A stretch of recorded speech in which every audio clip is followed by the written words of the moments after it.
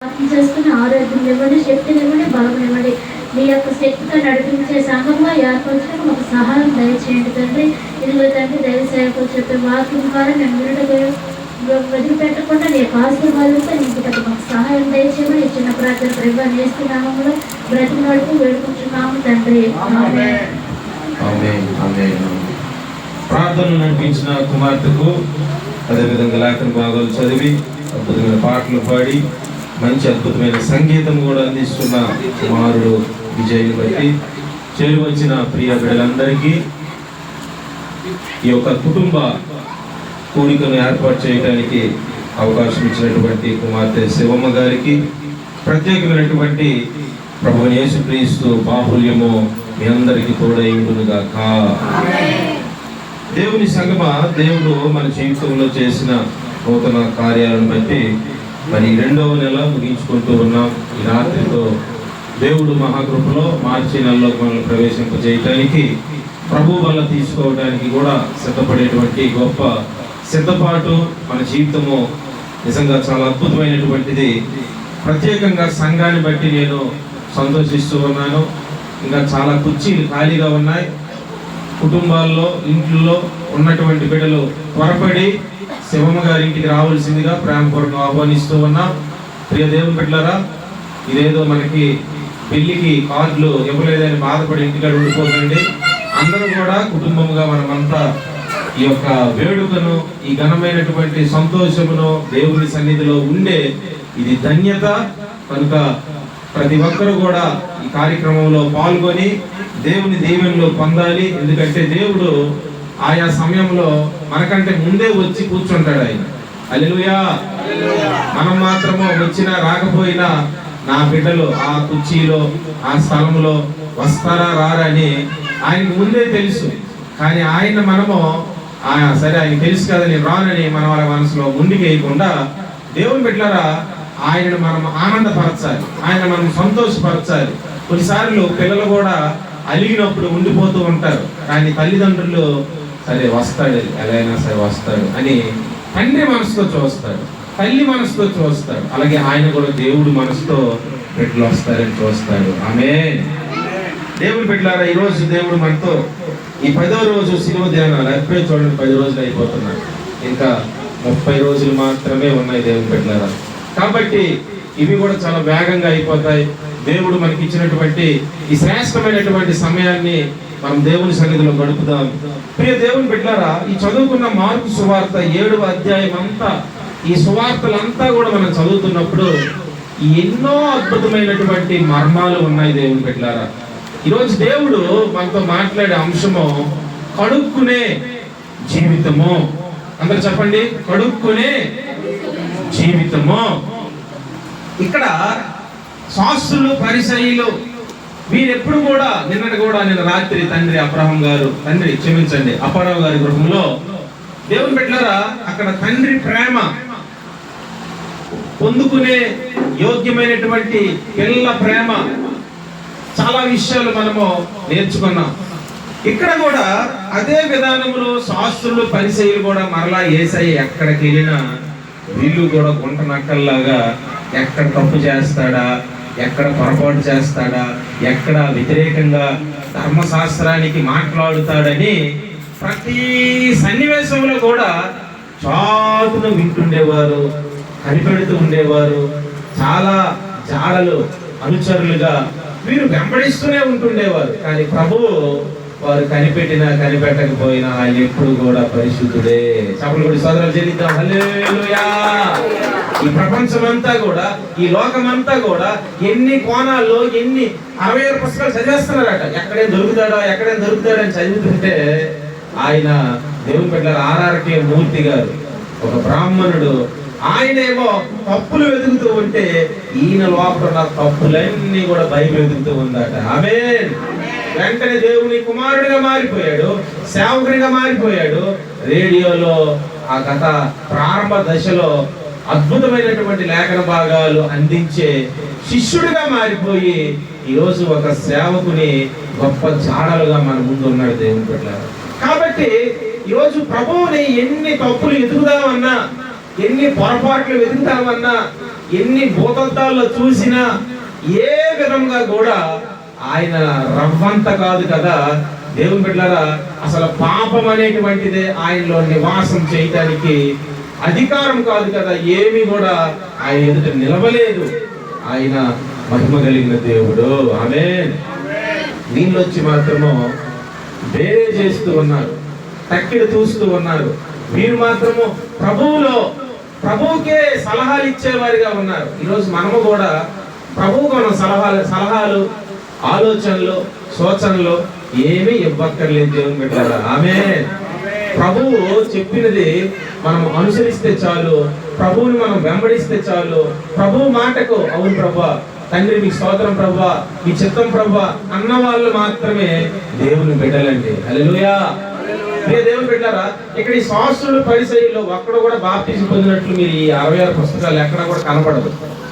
ఈ శాస్త్రులు పరిసయ్యులు వారు చివరికి శాస్త్రులుగానే మిగిలిపోయారు. అందుకంటాడు కదా, శాస్త్రి ఏమాయనో పరిసయ్యుని ఈ యొక్క శాస్త్రి యొక్క తర్కము ఏమాయనో. మీరు తర్కిస్తూనే ఉన్నారు, మీరు బోధలను మీరేమో చూస్తూనే ఉన్నారు తప్ప యేసయ్య ప్రేమను మాత్రం అర్థం చేసుకోలేకపోయారు. యేసయ్య మనస్సును మాత్రం అర్థం చేసుకోలేకపోయారు. ఈరోజు కడుక్కునే జీవితము దేవుడు వెతుకుతూ ఉన్నాడు. 2 నెలలు అయిపోతూ ఉంది, ఇంకా కడుక్కోకపోతే, ఇంకా శుభ్రం అవ్వకపోతే, చూడండి మనం వచ్చేసరికి అంత చక్కగా శివమ్మ ఇవన్నీ కూడా చక్కగా క్లీన్ చేసింది. అలాగే దేవుడు కూడా మన హృదయాన్ని, మన తలంపులను, మన ఉద్దేశములను, మన ప్రతి అవయవాలను కూడా కడగబడాలని దేవుడు ఆశపడుతూ ఉన్నాడు. ఉపవాస ప్రార్థన అంటే కొంతమంది ఎలా చేస్తారంటే, దేవుని బిడ్డలారా, ఉదయం పూట ఉంటారు ఉపవాసం.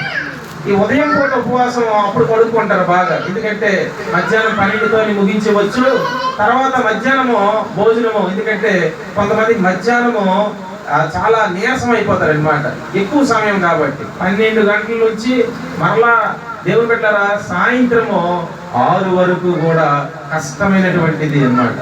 కొంతమంది సరే మధ్యాహ్నం ఉండగలమండి, రాత్రి అయితే ఉండలేము. ఎందుకంటే రాత్రి నిద్ర పట్టదు, గుండె కొట్టుకుంటుంటది. ఉపవాసము ఉన్నా ప్రార్థనలోనే ఉండాలి, ఉపవాసం ఉన్నా దేవుని స్తుతిస్తూనే ఉండాలి. ఆ రాత్రి పూట అమ్మో నా వల్ల కాదు, సరే 1 గంట వరకైనా ప్రార్థన చేసి ఆ తర్వాతైనా ఏదో ఒకటి తినేసి నిద్రపోవాలనేటువంటి ఉద్దేశము. దేవుని బిడ్డలారా, ఉదయం పూట అయినా, మధ్యాహ్నం పూట అయినా, రాత్రి అయినా, ఏ పూట అయినా యేసయ్య పరిశుద్ధాత్మ ద్వారా మనం అవన్నీ కూడా జయించుదుము గాక.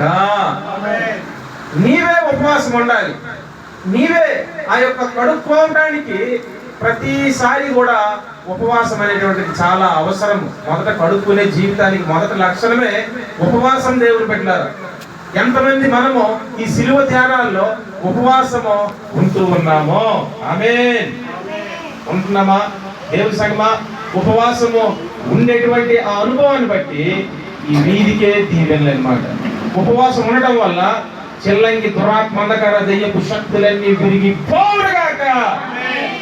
నిజంగా అది ఎంత అద్భుతం అంటే, ఈ ఉపవాస ప్రార్థనలో నీకు దేవుడు ఒక నూతన శక్తిని ఇస్తాడు. ఈ ఊరికే ఒక వెలుగుగా మనం ఉంటాం అన్నమాట.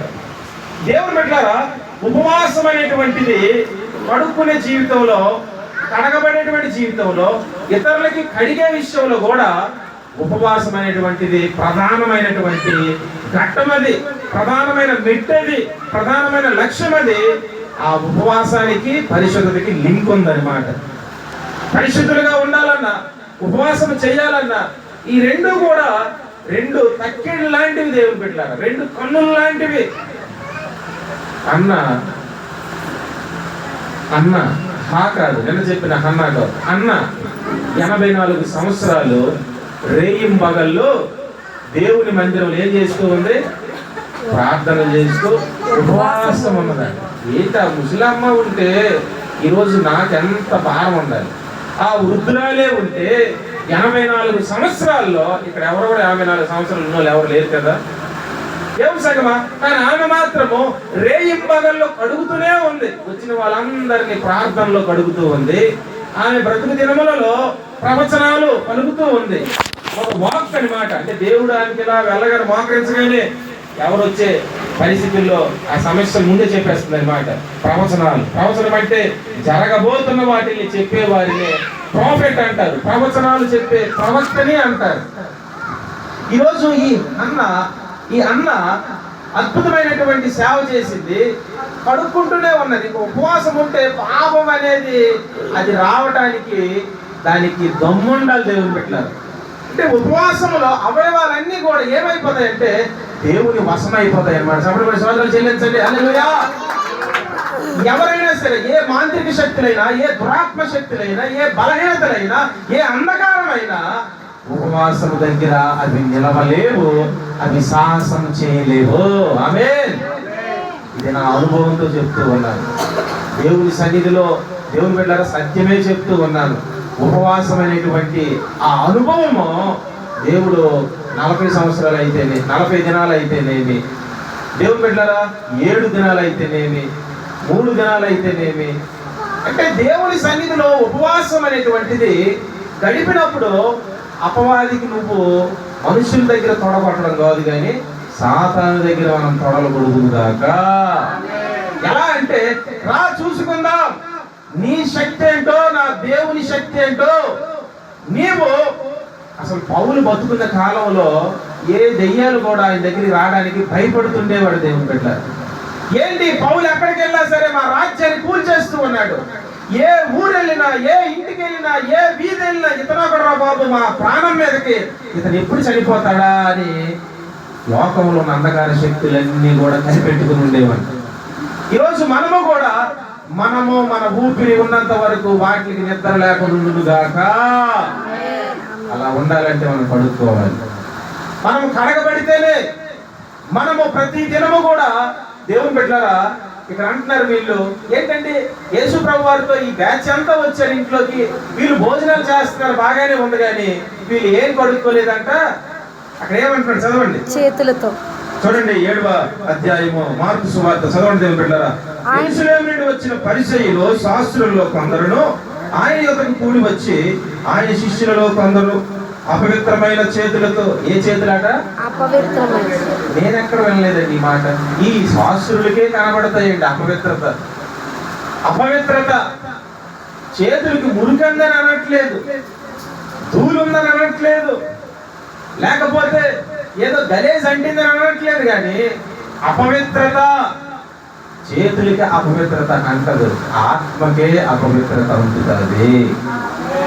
ఈరోజు ఆత్మ కంటే అపవిత్రతను పక్కన పెట్టి, ఆత్మ కంటే భ్రష్టత్వాన్ని పక్కన పెట్టి, ఆత్మ కంటేటువంటి మాలిన్యాలను, పాప సంబంధమైనటువంటి తుచ్చులను, వీటిని అంటించుకొని చేతులు బాగా పడుకోండి బాబు. అదిగో అక్కడ శానిటైజర్. నేరగా కరోనా వచ్చింది లేదు, కానీ అప్పటి నుంచి అసలు దానికోసమే ఎవరికి తెలియదు, కానీ ఇప్పుడు అందరూ కూడా దేవుని పెట్టారా. ఏ హోటల్కి వెళ్ళా అబ్బా చాలా అద్భుతం. అసలు ఎన్ని వ్యాపారం పెరిగిపోతూ ఉంది, రోగాలు మాత్రము తగ్గట్లేదు. ఈరోజు లోక సంబంధమైనటువంటి ధనము వారు తీసుకోవడం కోసం అనేక మెడిసిన్లు చలామణి అయిపోతూ ఉన్నాయి, నకిలీ మెడిసిన్ చలామణి అయిపోతూ ఉంది. రోగాలు మాత్రము పెరుగుతూనే ఉన్నాయి, కానీ వీరు మాత్రము పాపాన్ని గుర్తించట్లేదు. ఎంత మంచివారంటే, చేతులు కడుక్కోరండి బాబు మీరు, అమ్మా చేతులు కడుక్కోండి. అది అక్కడ సబ్బులు పెట్టాం కదా, అదేంటో నేను చూడండి. ఎన్ని రోగాలైనా సబ్బుకు మాత్రం అంటుకోవండి. స్తోత్రం హల్లెలూయా. మరి ఆ సబ్బుకున్న గుణం ఏంటో, కానీ నేను మిమ్మల్ని కడుగుతాను కానీ నాకు మాత్రం అంటించుకోను బాబు అని సబ్బు మాత్రం దానికి మైకి ఇచ్చామనుకోండి, ఏ సబ్బు అయినా సరే అది అంటది, నాకు మీ మురికి తీసుకుంటాను కానీ నాకు మాత్రం మురికి ఉండదు బాబు అని అంటాడు. ఈరోజు మానవుడు ఎంత కడుక్కుంటున్నా చేతులు శుభ్రమవుతూ ఉన్నాయి, కానీ అసలైనది ఒకటి ఉంది, అది దేవుడు అంటున్నాడు. చూడండి యెషయా గ్రంథం 1వ అధ్యాయము 15వ వచనం చదవండి. భయంకరమైన మాట అక్కడ.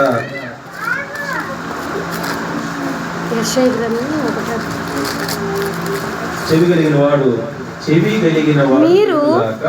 మీరు అందుకే ప్రతి మాట కూడా జాగ్రత్తగా వినాలి దేవుని బిడ్డలారా. రెండోసారి మరి అడగండి, చదవండి. మీరు మీ చేతులు చాపునప్పుడు, చూడండి, మీరు మీ చేతులు చాపునప్పుడు మిమ్మును చూడక నా కన్నులు కప్పుకొందును. కప్పుకొందును. మీరు బహుగా ప్రార్థన చేసినను నేను వినను. మీ చేతులు రక్తముతో నిండి ఉన్నవి. చూడండి, వారి చేతులు దేనితో నిండి ఉన్నాయంట? రక్తముతో నిండి ఉన్నాయి. కడుక్కుంటే పోతుంది కదా, ఎన్ని సబ్బులతోనే కడుక్కోవచ్చు, ఎన్ని శానిటైజర్తో కడుక్కోవచ్చు, కానీ ఇది మాత్రము ఈ రక్తం పోవట్లేదు. దేవుని బిడ్డలారా, ఫెవిక్విక్ కంటే, భయంకరమైన కాస్ట్లీ గమ్ముల కంటే చాలా మరి కొన్ని ఉన్నాయి. అవైతే అలా కూర్చుంటే అది అలా ఉండిపోద్ది అంతే. కొన్ని యాడ్లు చూస్తాం కదా. ఇది మాత్రం చూడండి, ఈ చేతులు రక్తముతో నిండి ఉన్నవి, మిమ్మును కడుక్కొనుడి, శుద్ధి చేసుకోండి. దేవుని సంగమా, ఈరోజు కడుక్కోవడానికి ఉపవాసమే మనకి దిక్కు. ఆమేన్. ఎంతమంది అమ్మో ఉపవాసం చేస్తే ఏంటి సన్నగా అయిపోతున్నావమ్మా, ఉపవాసం ఉంటున్నావా? తమ్ముడు ఏంటి గ్లామర్ తగ్గిపోతూ ఉంది? దేవుని సంగమా, ఈరోజు మనకి ఉపవాసం అనేటువంటిది ఉన్నప్పుడు ఆయన కొండ దిగి వస్తుంటే మోషే గారి ముఖము చీకటి అయిపోయిందా, వెలుగైపోయిందా? ఆ ముఖాన్ని ఎవరు చూడలేకపోతూ ఉన్నారు. దాన్ని డివైన్ ఫాస్టింగ్ అంటారు, దైవికమైన ఉపవాసము. ఆమేన్. అక్కడ బ్రష్ చేయలేదు, రోజు రోజుకి బట్టలు మార్చలేదు. దేవుని బిడ్డలారా, అక్కడ స్నానం చేయలేదు. అక్కడేమో ఉండు, ఒక పూట ఉన్నాను కదా, రెండో పూట కొంచెం తింటాను, మరో పూట చిన్న నిద్ర చేస్తాను, అలాంటి ప్రసక్తి లేదు. ఎందుకంటే అది ఏ ఉపవాసమో? మహిమ కలిగిన దైవిక డివైన్ ఫాస్టింగ్. అంటే దేవుని సన్నిధిలో మనం ఉపవాసము. అందుకే మీరు మనుషులకు కనబడాలని మీ ముఖములో వికారము చేసుకొనక మీరు దేన్ని పడుకోవాలంటే అక్కడ చూడండి, మత్తయి సువార్త 6వ అధ్యాయము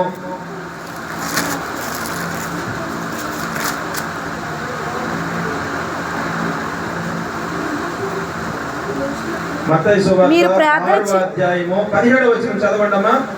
ఉపవాసము చేయుచున్నట్టు, చూడండి, ఉపవాసము చేయుచున్నట్టు మనుషులకు కనబడవలనని కాక రహస్యమందున నీ తండ్రికి కనబడవలనని నీవు ఉపవాసము చేయనప్పుడు.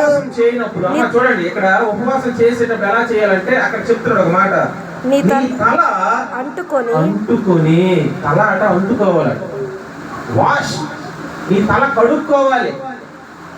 అయ్యగారు మాకు తెలుసండి, ప్రతి శుక్రవారం అదే మా డ్యూటీ. ప్రతి ఆదివారం ప్రభు బలి తీసుకునేటప్పుడు ప్రతి ఆదివారం తల శుభ్రంగా మంచి షాంపుతో కడుగుతామండి. కొందరైతే ఏట్లో ఇసుక చుండ్రు గట్ట పోద్దండి. ఆ చుండ్రు ఎన్ని షాంపులు వాడినా, ఎన్ని షీకాయలు వాడినా, ఎంత భయంకరమైనటువంటి ఈ యొక్క గోగుడండి. ఈ చుండ్రు పోవట్లేదు, గుండు చేస్తానండి, అయినా సరే ఈ చుండ్రు మరలా మురిసింది ఇంకొక అతనికి.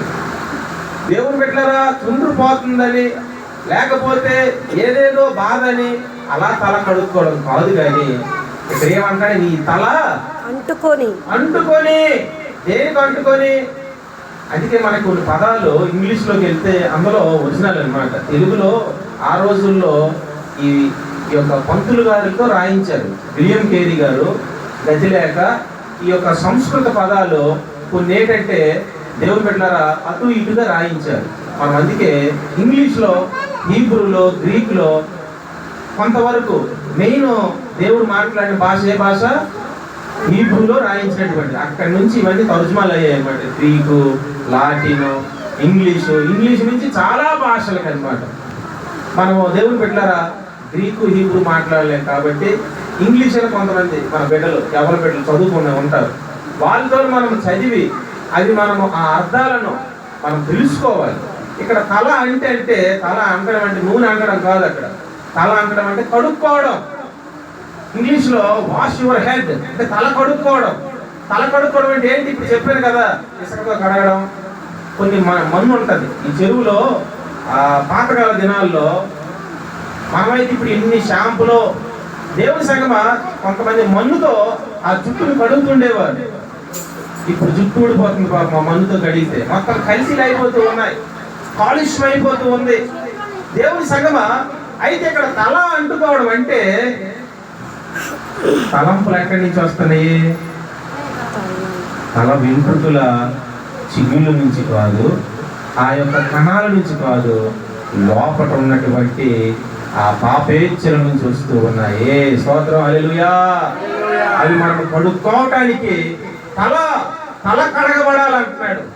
ఆ లోపట ఉన్న తలంపులు కడగబడాలి, లోపట ఉన్నటువంటి ఊహలు కడగబడాలి, తల లోపల పుడుతున్నటువంటి ప్రేరేపణలు కడగబడాలి, లోపల ఉన్నటువంటి బాల్యం నుంచి. దావీదు అంటాడు, అయ్యా నా బాల్య పాపాలు క్షమించు. బాల్యం అర్థం పాపం చేశాడండి అని వెతికితే ఎక్కడ కూడా దావీదు పాపం చేశాడా? గొర్రెలు కాయడమే ఆయన డ్యూటీ. స్తోత్రం అయ్యా, హల్లెలూయా, పాటలు పాడి వెళ్ళి వెళ్ళి వెళ్ళి అద్భుతమైనటువంటి పరిచర్య చేశాడు. నా బాల్య పాపములను, నా యవ్వన పాపములను దేవుని బిడ్డలారా, ఎంతమంది ప్రతిరోజు కూడా మనము మన పాపాలను దేవుని సన్నిధిలో, నేను చెప్పాను అదే, మన పాపాలు మనుషులు చెప్తే నీ జీవితాంతం ఎంచుతూనే ఉంటారు.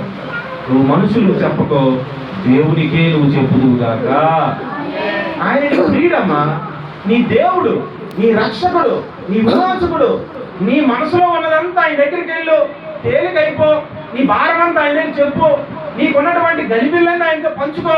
అయ్యా ఇదిగో ఈ యొక్క నాయన దురాత్మలను బాధ పెడుతూ ఉన్నాయి, ఈ గలిబిళ్ళను బాధ పెడుతూ ఉన్నాయి, ఈ తిండిపోతు బాధలను బాధ పెడుతూ ఉన్నాయి, ఈ యొక్క నాయన డబ్బాస నాకు పెరుగుతూనే ఉంది, ఈ శరీరక్రియలు పెరుగుతూనే ఉన్నాయి. వీటి నుంచి దయచేసి ప్రభువా, దయచేసి తలంపుల నుంచి నా వల్ల అయితే ఎవరి వల్ల కూడా కావట్లేదు. ఎన్ని నూనెలు రాశాను ప్రభువా, నూనె డబ్బాలు అయిపోతున్నాయి కానీ ప్రభువా ఈ ప్రేరేపణలు మాత్రం తగ్గట్లేదు నాయన. స్తోత్రం, హల్లెలూయా. ప్రభువు మాత్రమే నీ తలను తిరిగేవాడు. ఆమేన్. తర్వాత అక్కడ ఏం కడుక్కోమంటాడు? నీ ముఖము కడుగుకొనుము, నీ ముఖము కడుగుకొనుము. దేవుని సగమ ముఖము. కొంతమంది ఏంటంటే ఉపాసన ఎలాగండి అంటే చాలా సంవత్సరాల నుంచి ఎంత పాపం కష్టాలు, ఎన్ని పాపం ఈ బిడ్డకి ఏటమ్మ పాపం, మొత్తం దేశమంతటి కోసం ప్రార్థన చేసి ఇదిగోండి ఇలాగ అయిపోయినండి అయ్యగారు. దేవుని బిడ్డలారా, మనము అసలు చేసేవి ఎడం చేయితో చేసేవి కుడి చేయికి తెలియకూడదు అంటున్నాడు. కుడి చేయితో చేసేవి ఎడం చేయికి. అదేంటి అది మన అవయవాల్లోనే కదా రెండు పార్టీలు, దానికి నీకు ఎందుకు తెలియదు అంటే ఎంత దాపరకం ఉండాలో. ప్రతిదీ కూడా నీ దేవుడు ఆయనకి మరుగైంది. 139 కీర్తనలో దావీదు అన్నట్లుగా, నువ్వు కొండలోకి వెళ్ళిపోయిన అక్కడ ఉన్నాను బాబు, సముద్రంలోకి వెళ్ళిపోయి అక్కడ ఉన్నా అక్కడ ఉంటాను, రెక్కలు ఇలా పట్టుకొని ఎగురుదామన్నా ఆకాశంలో కూడా ఉన్నాను, పాతాళంలో కూడా ఉంటావు, పరలోకంలో ఉంటావు. నిన్ను తప్పించుకునే స్థలం ఎక్కడా కూడా లేదు. ఆమేన్. ఆయన కన్నులకు మరుగై లేదు. ఈరోజు ఈ పరిచర్య, ఈ భక్తి ఎవరికో చూపించాలని కాదు దేవుని పెట్టారా. ఆయన చూస్తే చాలు, ఆయన మెచ్చుకుంటే చాలు. ఆయన బలా నమ్మకమైన కుమారుడా కుమార్తె, ఆ ఒక్క పదము కోట్ల కోట్ల ప్రజల ముందు పిలిస్తే ఇంకెలా ఉంటుంది తెలుసా? ఆ ఆనందమే వేరు. దేవుని పెట్టారు. సపరేట్ సోదరులు చెల్లించండి, హల్లెలూయా. అబ్బబ్బా, భక్తుడండి, సిలువ ధ్యానాలకి వెళ్ళిపోతున్నాడు. రాత్రి అయితే తాగేస్తాడు, సాయంత్రం అయితే అవేవో పిలుస్తాడు, ఇప్పుడేమో సిలువ ధ్యానాలకు వెళ్ళిపోతున్నాడు అట. ఎవరి మాటలు నువ్వు పట్టించుకోకు.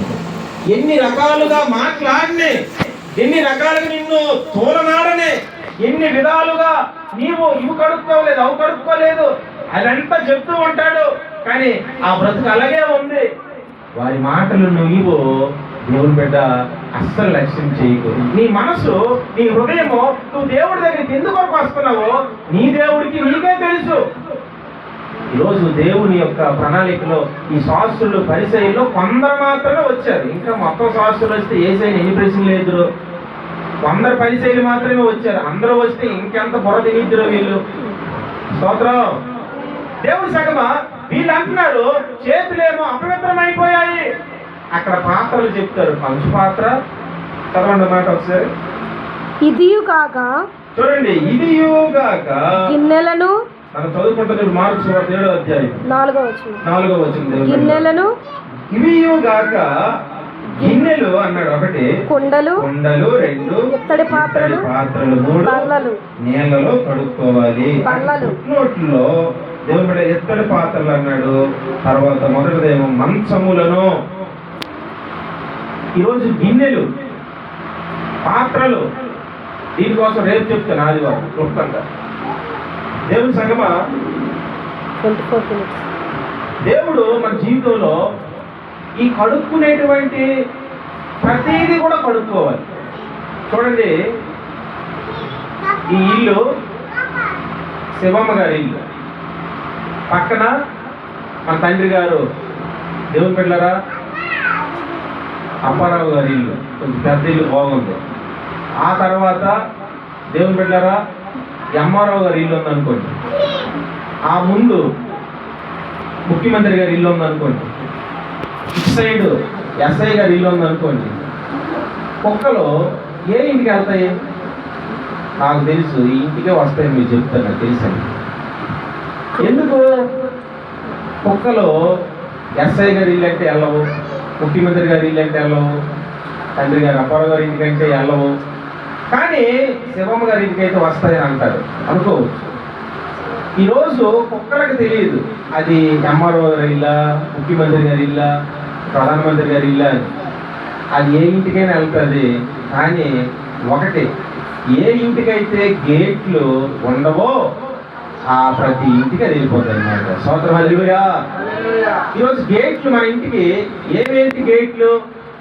ఈ మానవ దేహం అనే ఈ ఆలయానికి గేట్లు ఏంటమ్మా?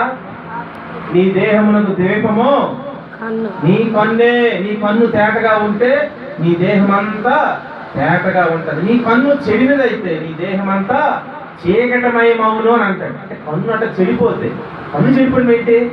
ఇదేంటండి బాగా కాటుకు పెట్టుకుంటున్నాను, బాగా ఈ కాటుకులు ఏంటి ఇంకా చాలా మరి రాస్తూ ఉన్నాను, మంచి సోపులతో మంచి వాటర్తో మినరల్ వాటర్తో కూడా కడిగే బిడ్డలు కూడా ఉన్నారు, ఇంకా కొంచెం బాగా బాగా కనిపించాలని మంచిగా కడుగుతుంది దేవుని బిడ్డలారా. హల్లెలూయా. దానికి వ్యతిరేకం కాదు. కానీ ఇక్కడ అంటున్నాడు, దేహము చీకటైతే దేహమంతా చీకటమయమైపోతాడు.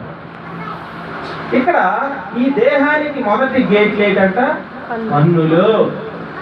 తర్వాత ఈ యొక్క దేవుని బిడ్డలారా హృదయం ఒక గేట్లు అన్నమాట. నీ హృదయమే మోసకరమైనది అని అంటాడు, ఇదొక గేటు. తర్వాత వినుట వలన విశ్వాసము కలును, అంటే ఈ చెవులు, ఇదొక గేట్ అన్నమాట. 3. 4వది నీ నోటి మాటలు. నోటిలో యాకోబు రాసిన పత్రిక 3వ అధ్యాయం అంటారు కదా, ఎంత చిన్న నిప్పు ఎంత పెద్ద అడవిని బాగు చేస్తుంది అన్నాడా, మొత్తం చేపేస్తుంది, తగలబెట్టేస్తుంది. ఎంత చిన్న ఈ నిప్పే, సరేలే కానీ మొత్తం అడివంతా క్లోజ్. దేవుని సంగమా ఈ నోటి ద్వారా. అందుకే దావీదు అంటాడు కదా దేవుని బిడ్డలారా 39వ అధ్యాయంలో, ఎవరైనా భక్తిహీనులు నాకు ఎదురైతే అది ప్రైజ్లాడు చెప్పను ఆయన. ఎందుకంటే చెప్తే ఏమవుతుంది? భక్తిహీనులు నాకు ఎదురు పడగా నా నోటికి నేను చెక్కం పెట్టుకున్నాడు. ఈరోజు మనము చాలా జాగ్రత్తగా ఉండాలి దేవుని బిడ్డలారా. నీ మాటలు కూడా విలువైనవి. ఎందుకంటే నీవు వర్షం రావాలంటే వస్తుంది, వర్షం వద్దు అని అంటే ఆగిపోద్ది. స్వస్థత మీదకి వెళ్తుందట. ప్రభువా అని అంటే ప్రభుని కుమార్తె అని పలుకుతాడంట. అంటే నీ నోటి మాటలో జీవమును మరణమును నీ నాలుక వశమై ఉన్నాయంట. అంటే జీవము నీ నోట్లో ఉంది, మరణము కూడా. అయ్యా పిల్లలు లేరు అన్నది. ఇంకెందుకు నేను చచ్చిపోతాను అన్నది రాహేలు. ఏమైపోయింది? ఆమె మాటను బట్టే దేవుని బిడ్డలారా ఆమె చనిపోయింది. కొంతమంది మన మాటలు బట్టే ఎందుకు పుట్టారండి, ఎందుకండి ఇటువంటి భర్త, ఇటువంటి భార్య అండి, ఏంటి ఇంట్లో ఉన్నాను నేను, ఏంటి నా బ్రతుకేంటి, నా జీవితం ఏంటి ఈ సమస్యలు, ఇలా అనుకోని ఒక టైటానిక్ పడవ, ఇది పెద్ద హిస్టరీ దేవుని బిడ్డలారా. మీకేంటంటే అది మునిగిపోయిన సంగతి తెలుసు. కానీ ఆ టైటానిక్ ఎక్కే ముందు ఆ యొక్క హార్బర్, ఆ ప్రాంతానికి అతను వెళ్ళవలసినటువంటి ఆ టైటానిక్ షిప్ ఆ 1912వ సంవత్సరంలో దేవుని బిడ్డలారా ఆ యొక్క అట్లాంటిక్ మహాసముద్రం ఇది వెళ్తూ ఉన్నప్పుడు అది దానికి ఎక్కే ఒక యవనస్తుడు ఆయన బాధపడుతున్నాడంట. ఈ పడవేమో 3 రోజుల వరకు వెళ్ళదు బాబు, ఎందుకంటే కొన్ని సమస్యలు ఉన్నాయి, అంటే కొంచెం ఆ టెక్నీషియన్స్ అవన్నీ క్లియర్ చేయాలి, కొంత సమయం పడుతుంది అని అన్నప్పుడు, అరే ఈ రోజే వెళ్తే బాగుంది కదా, ఇప్పుడు వెళ్తేనే బాగుంది కదా, నా ప్రియురాలు నేను కలుసుకోవాలి, నా ప్రియురాలు నేను చూడని ఈ జీవితం ఎందుకు, ఈ బ్రతికెందుకు, ఈ పణ ఉంటే ఎందుకు, నేను మునిగిపోతే బాగున్నాను, నేను చచ్చిపోతే బాగున్నాను, ఇలా దూషించుకుంటాడు అనమాట. ఇవన్నీ రికార్డ్స్ అయినటువంటి ఆ యొక్క వాల్ పేపర్స్, అందులో ఉన్నటువంటి కొన్ని బాక్సులు దేవుని బిడ్డలారా. అంటే ఒక్కొక్కరు ఒక్కొక్క సర్వే, ఎన్నో సర్వేలు ఉన్నాయి, ఎన్నో ఎక్స్ప్లెనేషన్స్ ఉన్నాయి. అవి మునిగిపోవడానికి కారణాలు ఒక్కొక్కరు ఒక్కొక్కలా చెప్తూ ఉంటారు. కానీ ఏదేమైనా పలికిన మాటను బట్టి ఇతగాడు పలికాడు ఏమో కానీ మొత్తం ఎంతమంది చనిపోయారు? దేవుడి సగం ఈరోజు పలికే మాటను బట్టి నేనేమైనా దేవుడినా అంటాడు యాకోబు. పిల్లలు ఆయనేస్తాడమ్మా, మనమేం కాదు అని అంటుంటే ఇంకెందుకు మా అక్కగారికి పిల్లలు పుట్టారు, ఉన్నటువంటి దాసీలకు పుట్టారు, నాకు లేరు, చనిపోతే బాగున్ను. ఈరోజు ప్రియ దేవుని పెట్టారా, మనము మన నోటితో జీవమే పలుకుదుము గాక. నువ్వు బ్లెస్సింగ్స్ దీవెనలు ప్రకటించు అని ఏమన్నాడు? కలుగును గాక అన్నాడు. అప్పుడప్పుడు కలుగమని అన్నాడు. ఒకసారి అన్నాడు కలుగును గాక అనేసరికి ఒకసారి కొండలు, చెట్లు, అడవులు, సముద్రాలు, నదులు, దేవుని పెట్టారు చెట్లు, పక్షులు, చేపలు, మానవుడికి అవసరమైనది అంతా కూడా ఒక గ్రాఫిక్ లో మనం అలాగే చూస్తామో అలా మొత్తం 6 రోజుల్లో కూడా ఎంత ఆ మాట చూసారా? కలుగునుగాక. ఈరోజు మనం ఏం కలుగునుగాక అని అంటున్నాం? ఏం పలుకుతూ ఉన్నాం? ఏం దీవెనలు పలుకుతున్నాం? ఆడబిడ్డలాట రోజుకి 10,000 మాటలు ఆడుతారట. 10,000 మాటలు రోజుకి. ఇది కూడా సర్వే. నాకు అనుకుంటారు 10,000 ఏంటండి అసలు? 2 కోట్లు మాట్లాడుతారు అసలు. దేవుడి సంగమా ఎన్ని కోట్లు మాట్లాడినా, ఎన్ని వేలు మాట్లాడినా పలుకు దీవెనలే పలుకు. ఆమేన్. బలహీనత మాటలు పలకొద్దు, అపజయాలు పలకొద్దు, నీ బాధలు పలకొద్దు, నీ యొక్క చింతలు పలకొద్దు. పలుకో యేసు నామములో. ఆ నామమే నీకు అసలు కాలం అన్నమాట. ఆ నామములో నువ్వు పలికితే ఎలా ఉంటా తెలుసు అసలు? ఏ ఆకాశమా ఆలకించు, భూమి చెవియొద్దు, నువ్వు అవి వింటాయి అన్నమాట. సూర్యుడా గిబియోనులో ఆగిపో, చంద్రుడా అయ్యాను లోయలో ఆగిపో.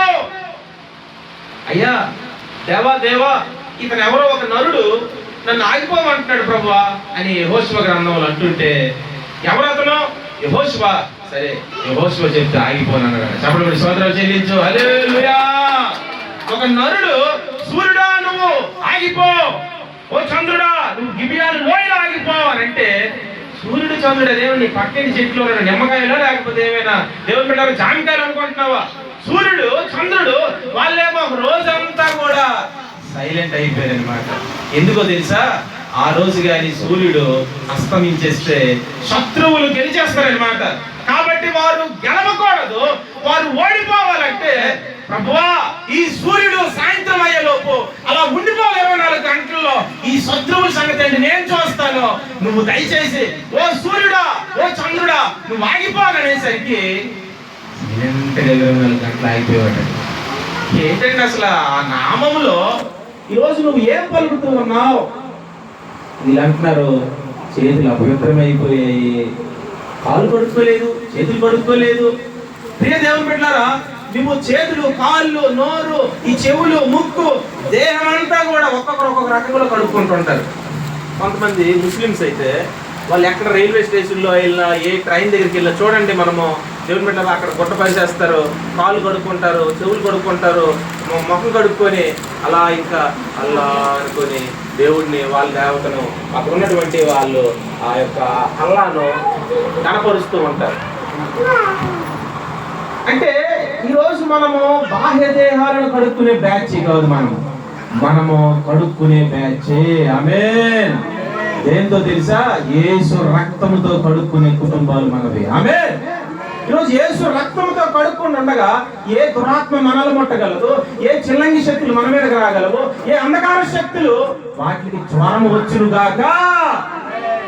నువ్వు ఎంత అద్భుతమైన తెలుసా బిడ్డవి, నువ్వు ఎంత గరుడువో తెలుసా? అసలు నీ వలన ఈ సృష్టి గజగజ వణుకుతుందట. రోమపత్రిక 8వ అధ్యాయంలో సృష్టి మిగులు మూలుగుతుందంట. దేవుని కుమారుల ప్రత్యక్షత కొరకు సృష్టి మూలుగుతుంది. నాయన తండ్రి, నాయన ప్రభువా, నాయన ఏంటి నువ్వేమైనా పొరటాలవో ఏంటో ఇలా మూలుగుతున్నావు ఏంటమ్మా? సృష్టి మూలుగుతుందంట. ఓ దేవుని బిడ్డలు వచ్చేస్తున్నారు, దేవుని బిడ్డలు వచ్చేస్తున్నారు, ఇంకెంతవరకు మొయ్యాలయ్యా, ఇంకెంతవరకు మొయ్యాలి ప్రభువా అని మూలుగుతూ ఉందంట. చప్పట్లు కొట్టి సోదరులు చెల్లించు. హల్లెలూయా. నా ప్రియ దేవుని బిడ్డ, కడుక్కునే బిడ్డగా నువ్వు ఉంటే ఈరోజు సూర్య చంద్రులే కాదు, నువ్వు దేన్నైనా ఆపగలిగిన శక్తి యేసు నామానికి ఉంది. ఆమేన్. అట్టి కృప ప్రభు మనందరికీ సిలువ ధ్యానాల్లో ముందున్న మన జీవితకాలం అనుగ్రహించి శివమ్మ కుటుంబాన్ని అంతకంతకు ముందున్నటువంటి మన 44 కుటుంబాలను సార్వత్రిక సంఘాన్ని కడుక్కునే బిడ్డలుగా నడిపించి వర్ధలింప చేయను గాక. ప్రార్థన. ప్రేమ కలిగిన మా తండ్రి, దేవునికి అప్పగించుకుందాం. కడుక్కోమంటూ అన్నాడు, తల అంటుకుంటూ అన్నాడు, ముఖం కడుగుతూ ముఖం కడగమంటూ, చేతులకు రక్తం ఉంది అంటున్నాడు. చేతులకు రక్తం ఉంటే కడుక్కోవాలనే తెలివి మనకి లేదా? దేవుడు ఎందుకు రక్తం ఉందంటే తుడుచుకునే జ్ఞానం మనకి లేదా? దాచుకునే అతి తెలివిలు మనకి లేవా? కానీ ఇది సదాకాలము ఈ దోషాలు ఉండే చేతులు, సదాకాలము ఈ ముఖము ఈ చేతులు ఈ తలంపులు ఇవి ఎవ్వరు కడగలేరు బిడ్డ. నీ అంతటా నీ తలంపులతో, నీ ఆలోచనలతో, నీ చిట్కాలతో నువ్వు కడుక్కోలేవు.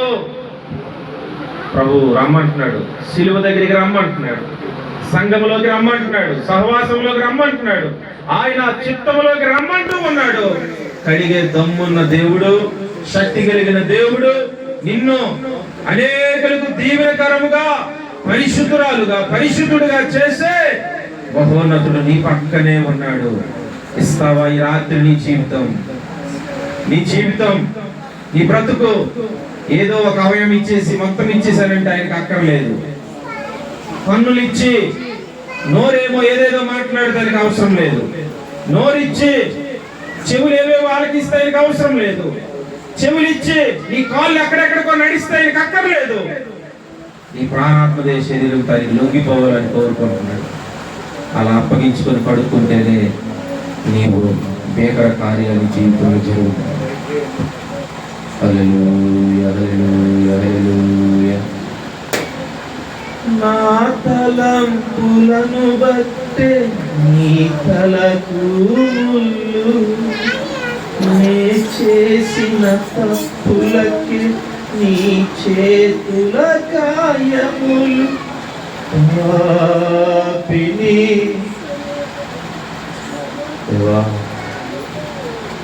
దేవా మీ స్తోత్రం నాయనా. ప్రభువా మీకు స్తుతులు తండ్రి. మహోన్నతుడా, మహాగణుడా మీకు కృతజ్ఞతలు. కుమార్తె శివమ్మను మీ చేతులకు అప్పగిస్తూ ఉన్నాను.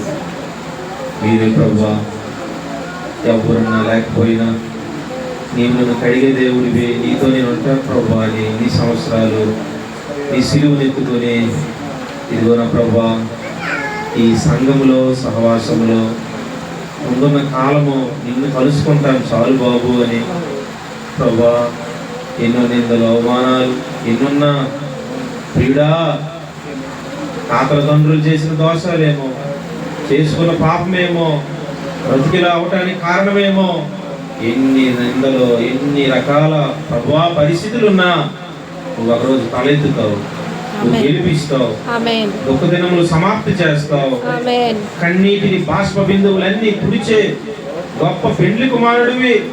పెళ్లి చేసుకోవటానికి వధువుగా మీరు ఎన్నుకున్నటువంటి నాయన మీ బిడ్డలను ప్రభువా మీరు చూస్తూ ఉన్నారు ప్రభువా. సమయం ఇచ్చావు తండ్రి, ఎంతవరకు ఉంటారా, ఎంతవరకు నిలుస్తారా అని సమయం ఇస్తూ ఉన్నావు ప్రభువా. చేరువచ్చిన సమూహాన్ని మీరు దీవించండి. రేపు బలలో మేమంతా సిద్ధపాటు కలిగి ఉండేది ప్రభు చూపించండి. పరీక్షలు రాసిన బిడ్డలందరి మీద మీ మహిమను ఉంచండి. మా దేశం నశించిపోతూ ఉంది. 29 రాష్ట్రాలను కాపాడండి. యెరూషలేము, ఇశ్రాయేలులో ఇంకా శాస్త్రులు, పరిసయ్యులు ఎప్పటికీ నాయన యేసుని ఒక ప్రవక్తయే అంటూ ఉన్నారు తప్ప ఆయన క్రీస్తుని మెస్సయ్యని నమ్మట్లేదు.